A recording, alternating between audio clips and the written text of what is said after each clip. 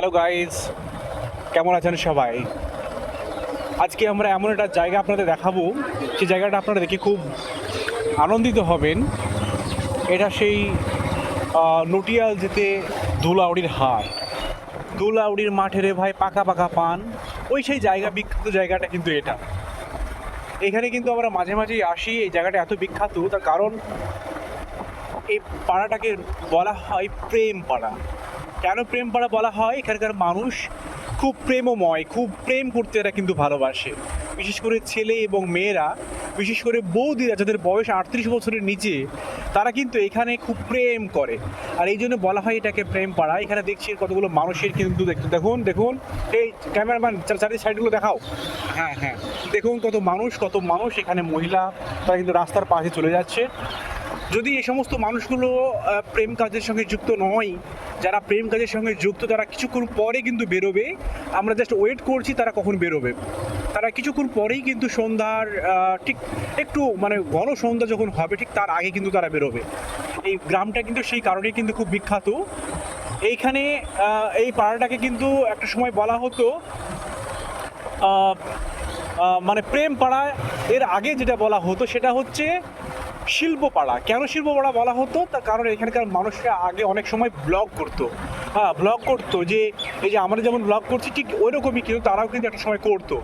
এবং এখানে সীমা বলে একটা মেয়ে আছে, এবং এবং এবং চ্যামেলি বলে একটা মেয়ে আছে, যারা কিন্তু ওটা পাড়াকে কিন্তু মাতিয়ে রাখতো। তারা কিন্তু প্রকাশ্যে ডান্স করতো।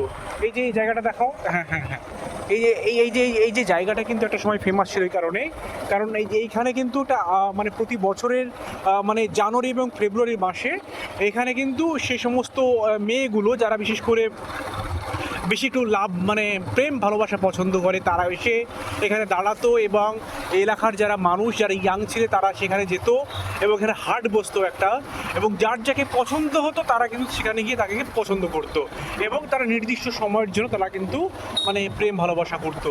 সেই জন্য এই জায়গাটাকে নাম বলা হয় প্রেম পাড়া।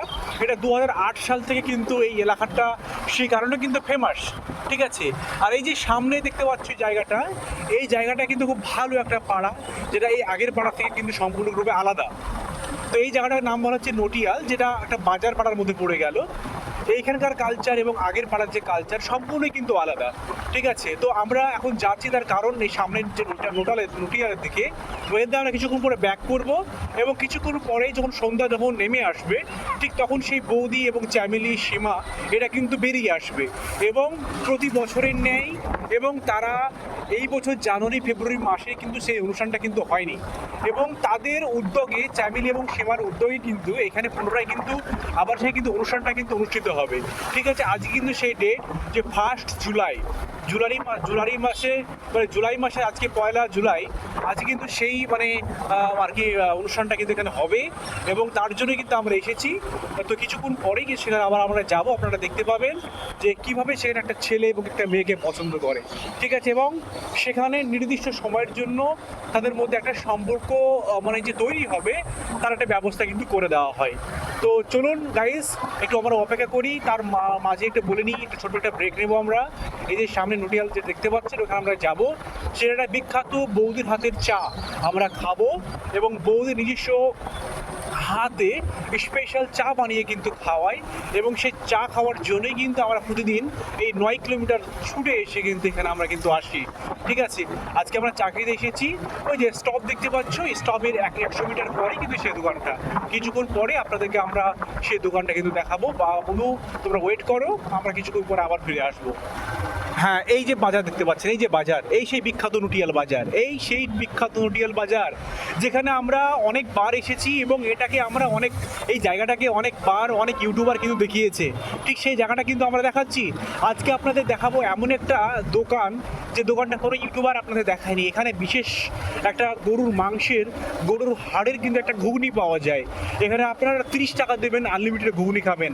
এই দোকানটাকে আপনারা দেখাবো। এই বাজারটা কিন্তু সেই বিখ্যাত বাজার, যেখানে ঘুগনি খাওয়ার জন্য আমরা এসেছি, এবং ঘুগনি খাওয়ার পরে কিন্তু আমরা সেই বৌদির হাতে চা খাবো। দেখুন বাজারটা পুরো দেখাও, পুরোপুরি দেখাও। হ্যাঁ হ্যাঁ হ্যাঁ হ্যাঁ, চারি সাইডটা ক্যামেরাম্যান দেখাও। হ্যাঁ হ্যাঁ হ্যাঁ, ঠিক ঠিক ঠিক। ওই যে সামনে দেখতে পাচ্ছেন, সামনে এই সে ওইখানে কিন্তু আর কি দোকানটা আছে, হ্যাঁ আমরা ঘুগনিটা খেয়ে কিন্তু আমরা যাবো। তো আপাতত আমরা ভিডিওটি স্টপ করি কিছু কারণের জন্য, আমরা কি ফিরে প্রথম কিছু গাইস, এই সেই বাজার, এই নটিয়ালের প্রপার এটা নটিয়াল বাজার, বর্ডার সীমান্তবর্তী এলাকা এবং তার পাশের যে বাজার, এখান থেকে কিছুক্ষণ পরে 2.5 কিলোমিটার দূরে কিন্তু আমাদের বাংলাদেশের বর্ডার পড়বে।